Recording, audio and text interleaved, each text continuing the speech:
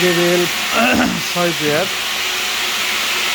China net দিয়ে কাজ চলতেছে।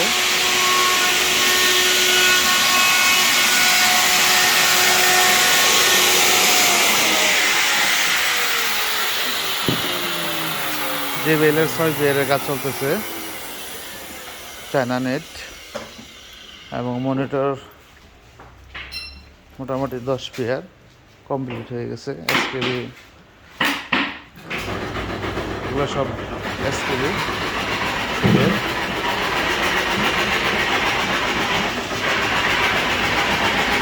এগুলো হচ্ছে চেয়ারের বক্স 5 পেয়ার পুডিং করা হয়েছে এবং